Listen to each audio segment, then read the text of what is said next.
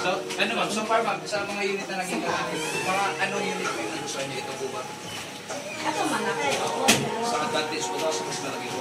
Oo, mas malaki Sa pero mas maganda po yung...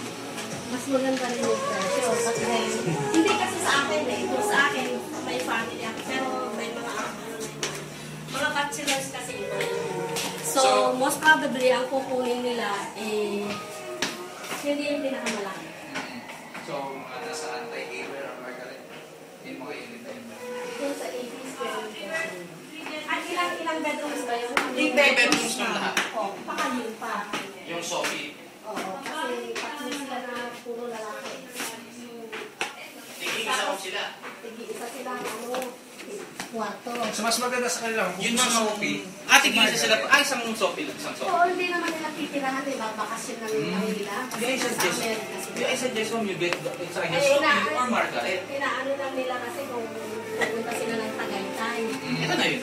Kasi kung makakako din sa Tagaytay, puro mga vacation house na sa Tagaytay, mahal. Yes, correct. Yes po. Kaya sabi ko, bakit?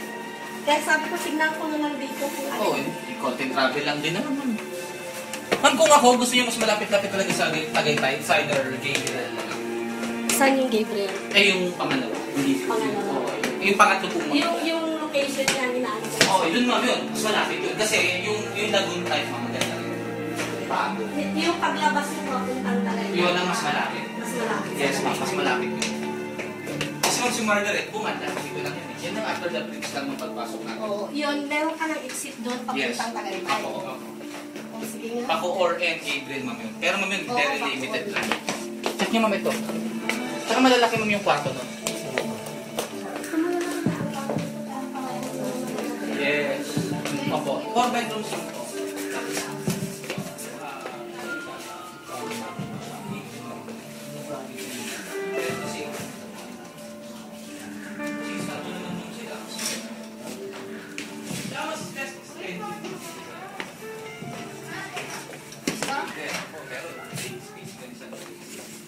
Around mga 3 million.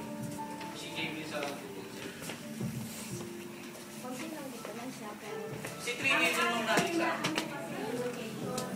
the location is good. Pag Gabriel ang